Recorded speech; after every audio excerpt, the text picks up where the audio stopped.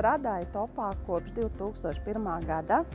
Sāku kā kasiere, nostrādāju 1 mēnesi, un tad tiku novērtēta un pārcelta par maiņas vadītāju. Par maiņas vadītāju nostrādāju 3 gadus. Un tad tiku pārcelta uz vairumtirdzniecības bāzi. Tajā laikā mums bija Vānas ielā bāze, un tur tika pārcelta par Noliktavas Pārzimi. Un no 2005. gada strādāju par vadītāju.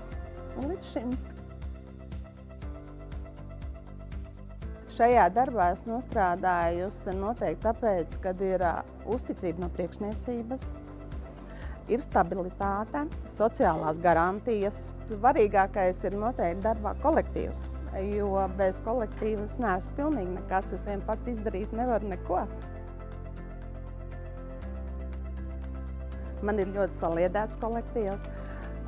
Man ir stabils kolektīvs, un man ir kolektīvs, uz ko es varu paļauties, kad es zinu, ka viņi vienmēr visu man izdarīs to, ko es būšu arī likusi. Ejot brīvdienās, arī darbiņus, ko es teiktu, kas ir jāizdara, noteikti būs izdarīt pirmdienas rītā atnākot. No rīta, protams, paiet darbs pie datora, jo ir jāievelk pavadzīmes, jāapstrādā pavadzīmes, jātaisa pasūtījumi. Patīk tas, ka katru dienu kaut kas cits notiekās, jo nav tā, ka katru dienu pilnīgi var zināt, kas notiksies. Darbs ar cilvēkiem ir, tas man ļoti patīk, jo es pat nevaru iedomāties, kad man būtu tāds darbs, kad jāsēž uz vietas ofisā un kad nevar izpausties. Un arī man patīk ļoti, kad mums nāk uzņēmums ļoti pretī, mums arī notiek mācības, kad atkal kaut ko jaunu iegūst, ka var ar kolēģiem pakontaktēties un var apspriest, kas viņiem, kā mums ir un kaut ko jaunu iegūt.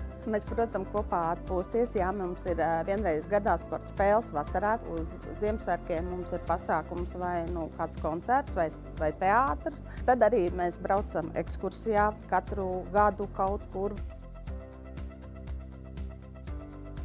Topiņš ir noteikti ļoti attīstījies, jo es, kad sāku strādāt, es atceros vēl tos laikus, piemēram, mēs rakstījām uz papīriem, kas ir vajadzīgs, un tad mēs par telefonu zvanījām uz to pašu vairumtirdzniecības bāzi, un mēs pa telefonu saucām, kas pasūtījumu nodevām. Pēc tam pavadzīmes mēs apstrādājām, ar roku vadījām visu iekšā.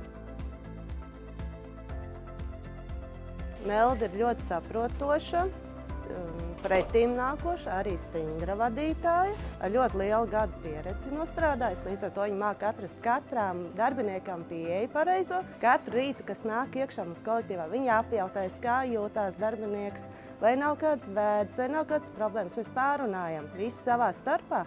Līdz ar to ir tas ģimeniskums, teiksim tā, mums kopā visiem. Līdz ar to tas kolektīvs viss ir, bet tas kolektīvs sakna, viss tā ir Nelda.